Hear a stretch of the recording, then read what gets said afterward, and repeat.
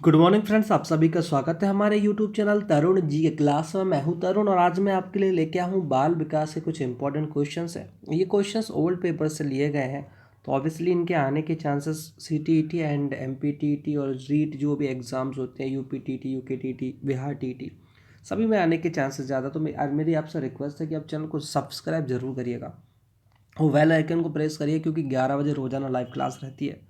तो फिलहाल यहाँ क्वेश्चन को डिस्कस करते हैं। क्वेश्चन डिस्कस करने से पहले वीडियो को लाइक जरूर करिएगा।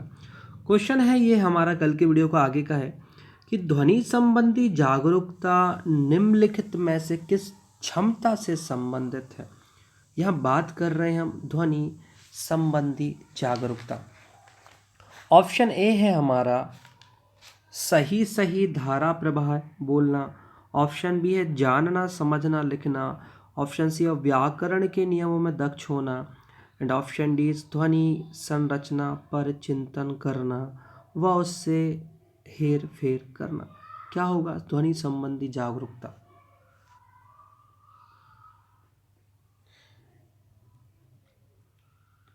जल्दी जल्दी आंसर कमेंट में जरूर दीजिएगा। तो इसका राइट आंसर है ऑप्शन नंबर डी होगा, याद रखना। ध्वनि संरचना पर चिंतन करना और उसमें हेर फेर करना, ध्वनि संबंधी जागरूकता, ये होता है ऑप्शन नंबर डी। और पेपर पूछे फोनोलॉजी शब्द किससे संबंधित है, तो ध्वनि से संबंधित है।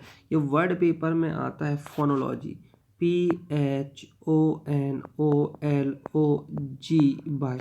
तो फोनोलॉजी वर्ड किससे संबंधित है, ध्वनि से संबंधित है। नेक्स्ट क्वेश्चन इज है कि प्रकृति पोषण विवाद निम्नलिखित में से किससे संबंधित है।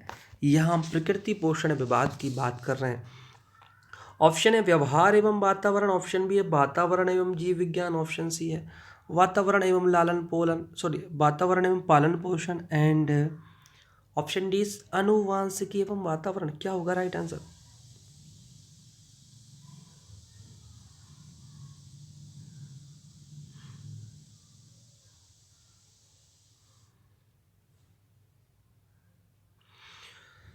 जल्दी जल्दी आंसर कमेंट में करिएगा। इसका राइट आंसर है ऑप्शन नंबर डी, क्योंकि प्रकृति पोषण विवाद, याद रखना, अनुवांशिकी और पोषण से है, अनुवांशिकी और वातावरण से है।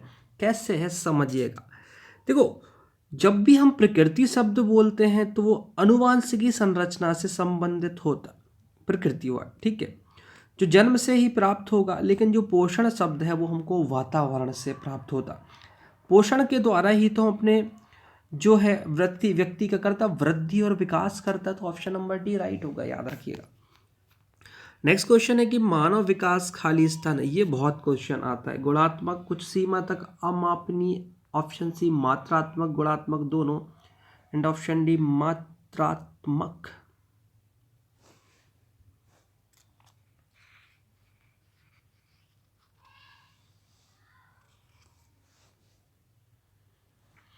देखो, मानव विकास की मैं बात करता हूं, सुनना। मानव विकास जिंदगी भर चलता है, जीवन पर्यंत चलता है, जन्म से लेकर मृत्यु तक चलता है। यह प्रक्रिया चलती रहती है, हम इसे माप सकते हैं। पहली बात तो इसको हम क्या कर सकते हैं, माप सकते हैं, ठीक है। इस प्रकार तो ये मात्रात्मक हो गई। फिर आपने देखा होगा वृद्धि रुकने के बाद भी कई चीजों में परिवर्तन होगा। जैसे एक उम्र के बाद आपकी हाइट बढ़ना कम हो जाती है, पर आप मोटे होना स्टार्ट कर देते हैं, तो वो क्या होगी, रुकने के बाद भी चलेगी, गुणात्मक। तो obviously option number C is right है, मात्रात्मक गुणात्मक दोनों। नेक्स्ट क्वेश्चन है मित्रों हमारा, बच्चों के अधिगम को सुगम बनाने के लिए अध्यापकों को एक अच्छे कक्षाई परिवेश का सृजन करने की आवश्यकता होती है। इस प्रकार के अधिगम परिवेश का सृजन करने के लिए नीचे दिए गए कथनों में से कौन सा सही नहीं है। बच्चों के प्रयासों की स्वीकृति, अध्यापकों के अनुसार कार्य करना, बच्चे को स्वीकार करना और अध्यापकों का सकारात्मक रुख, क्या होगा ये सही नहीं है।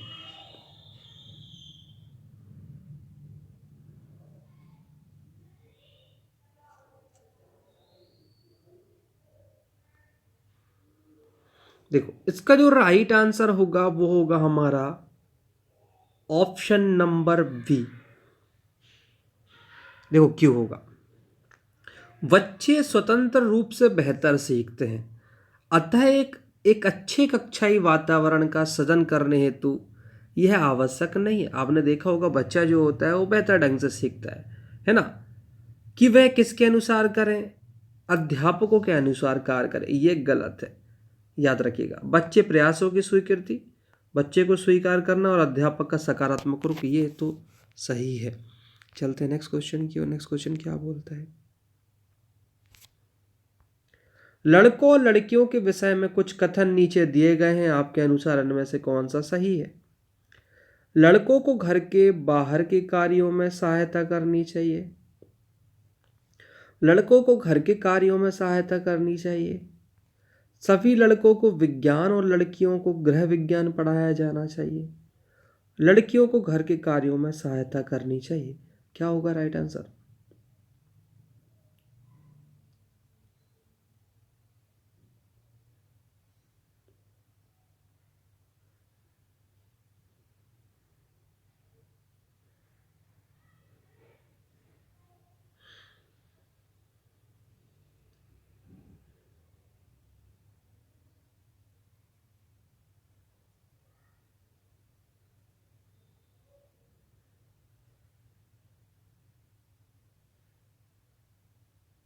देखो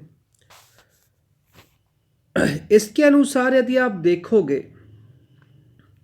तो लड़कों को घर के कार्यों में सहायता करनी चाहिए, ये तो बिल्कुल सही है। ठीक है, याद रखना। और बाकी के जो तीन ऑप्शन दिए हुए हैं उनको ध्यान से पढ़ो। लड़कों को घर के बाहर के कार्यों में सहायता करनी चाहिए, सभी लड़कों को विज्ञान, लड़कियों को गृह विज्ञान और लड़कियों को घर के कार्यों में सहायता ये क्या दिखा रहे हैं, ये लैंगिक पूर्वाग्रह को दर्शा रहे हैं, ये आपकी रूढ़िवादिता को दर्शा रहे हैं। इसलिए इसके हिसाब से ऑप्शन बी ही राइट है, माना जाएगा। नेक्स्ट क्वेश्चन है, एक बच्चे की कॉपी में लिखने में विपरीत छवियां, दर्पण छवि आदि जैसी गलतियां मिलती हैं। इस प्रकार का बच्चा लक्षण प्रदर्शित करता है। ठीक है, ऑप्शन ए अधिगम में असुविधा, ऑप्शन बी अधिगम में असक्तता, ऑप्शन सी अधिगम में कठिनाई और ऑप्शन डी अधिगम में समस्या।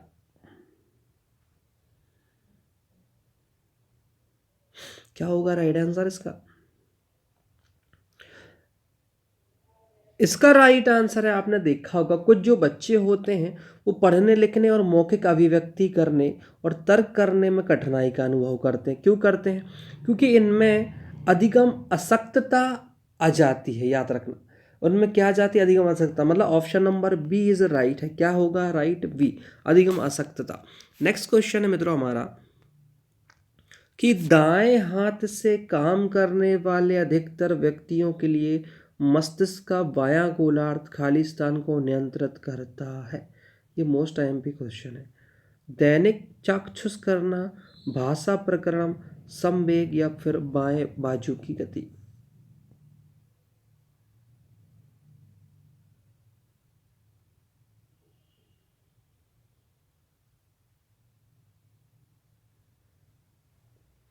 देखो यदि मान के चलो आप ये हो, ठीक है, आपका दायां हाथ, अभी इसमें फिगर बनाने के लिए मान लो आपका राइट हैंड ये है, मेरे सामने है, तो ये, तो जब तुम राइट हैंड से ज़्यादा वर्क करते हो, दाएं हाथ से ज़्यादा काम करते हो, तो जो मस्तिष्क होता है ना आपका, इसका बायां भाग क्या है, ज़्यादा डेवलप होता है। सेम कंडीशन बाएं हाथ के लिए होगा दाएं। अब मस्तिष्क में आपने देखा होगा अलग अलग पार्ट अलग अलग चीज़ों के लिए होता है। तो इसमें लिखा है मस्तिष्क का जो बायां गोलार्ध है वो याद रखिएगा बाईं बाजू की गति को नियंत्रित करता है। किसकी गति को नियंत्रित करता है, बाएं बाजू की गति को ना। चलो नेक्स्ट क्वेश्चन है कि निम्नलिखित में से कौन सा विकास से संबंधित मुद्दा है। यहाँ विकास से संबंधित मुद्दे की बात कर रहे हैं। ठीक है, ऑप्शन है सहज मतलब अर्जित, ऑप्शन बी है स्वाभाविक मतलब पोषण संबंधी, ऑप्शन सी है प्रकृति मतलब पालन एंड ऑप्शन डी शैक्षणिक मतलब सशैक्षणिक। यहाँ विकास से संबंधित मुद्दे की बात कर रहे हैं। कौन सा होगा राइट आंसर? जल्दी जल्दी आंसर कमेंट में करिए। इसका राइट आंसर है ऑप्शन नंबर बी, और बी बोला है स्वाभाविक मतलब पोषण संबंधी। ये सब विकास से संबंधित मुद्दे हैं, याद रखना। ये क्या है? स्वाभाविक पोषण संबंधी विकास से संबंधित मुद्दा है। नेक्स्ट क्वेश्चन है, खालिस्तान के अलावा निम्नलिखित में से कौन सा प्याजे की पूर्व संक्रियात्मक अवस्था का हिस्सा नहीं है? नहीं है पूछा है। आत्मकेंद्रता, जीववाद, अनपलटवली एंड संधारण।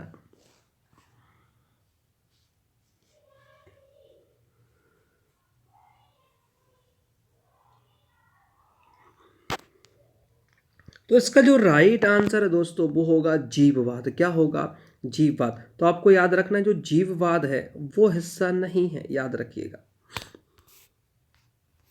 चलो, खेल प्रणाली खेल शिक्षण विधि के प्रतिपादक कौन थे? सबसे इजी क्वेश्चन तो यही है, सुकरात, फ्रोवेल, किलपैट्रिक, अरस्तु। इसका आंसर कमेंट में करिएगा, मैं आपको नहीं बता रहा हूं, ठीक है। मैं इसका आंसर तुम्हें नहीं बता रहा हूँ। मैं इसलिए नहीं बता रहा हूँ क्योंकि तुमने सुकरात भी पढ़ा है, किलपैट्रिक, फ्रोवेल, अरस्तु पढ़ा है। पर शिक्षण विधि का आंसर तुम्हें खुद देना है।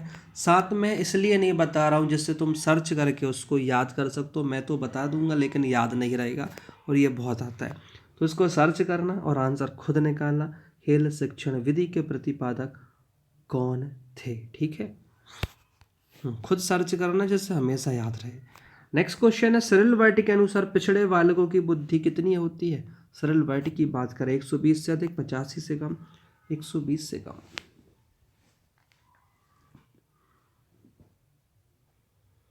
तो जो सरल वर्ट थे वो बोल के गए हैं कि जो पिछड़े बच्चा होता है उसकी बुद्धि लब्धि होती है कितनी? 85 से कम। पिछड़े बच्चों की बुद्धि, याद रखिएगा। आ गया डिस्कैलकुलिया का संबंध, ये तो आते ही हैं, डिसलेक्सिया, डेस्कुलकुलिया, है ना, डिसग्राफिया। डिस्कैलकुलिया का संबंध किससे? पढ़ने की अक्षमता, लिखने की अक्षमता, आंकिक अक्षमता या तार्किक अक्षमता। सबसे इजी क्वेश्चन यही होता है। इसका राइट आंसर है ऑप्शन नंबर सी, आंकिक अक्षमता। गणित से संबंधित होता है डिस्कैलकुलिया। अब तो कैलकुलिया मतलब कैलकुलेटर से याद रख लो, गणित में यूज करते तो गणित संबंधी अक्षमता, ठीक है। डिसलेक्सिया पढ़ने की है, डिस्ग्राफिया लिखने की है। नेक्स्ट क्वेश्चन है कि निम्नलिखित में से स्मरण करने की कौन सी विधि है? मिश्रित विधि, विचार सहचर विधि, ए और बी दोनों, और ऑप्शन डी इनमें से कोई नहीं।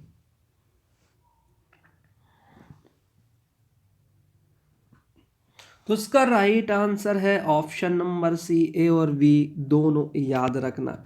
स्मरण करने की क्षमता क्या? ए और बी दोनों। नेक्स्ट क्वेश्चन है कि पावलाव ने सीखने से अनुबंध प्रतिक्रिया सिद्धांत का प्रतिपादन खालिस्तान पर प्रयोग करने से दिया। सभी बच्चे को पता है।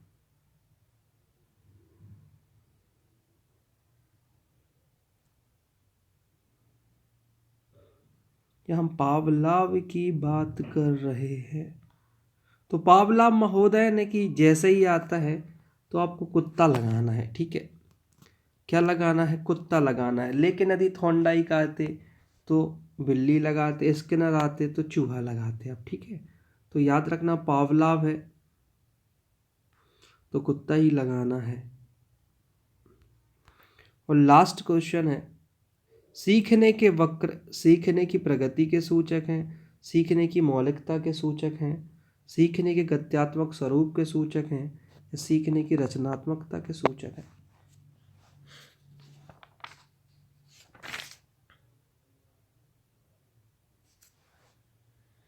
तो उसका राइट आंसर ही है ऑप्शन नंबर ए, सीखने की प्रगति के सूचक हैं। क्या है? सीखने की प्रगति के सूचक हैं। तो ये तो हमारा एक सेशन था। कैसा लगा आपको बताना है। अच्छा लगा हो तो कमेंट करके कुछ लिख सकते हैं। वीडियो को लाइक शेयर अपने फ्रेंड के साथ करें, और साथ ही इस चैनल को सब्सक्राइब कर लें, क्योंकि रोजाना 11 बजे हमारा लाइव टेस्ट होता है। ये जरूर दिया करो। शॉर्ट होता है, 15-20 मिनट का क्वेश्चन होता है बस, जो हमेशा ही क्वेश्चंस यहाँ बाल विकास के और बहुत सारे टॉपिक को क्लियर करते हैं। तो वीडियो अच्छा लगा तो वीडियो लाइक शेयर करें, हमारे साथ बने रहें। जब मिलते हैं कल, जय हिंद, जय भारत, जय महाकाल।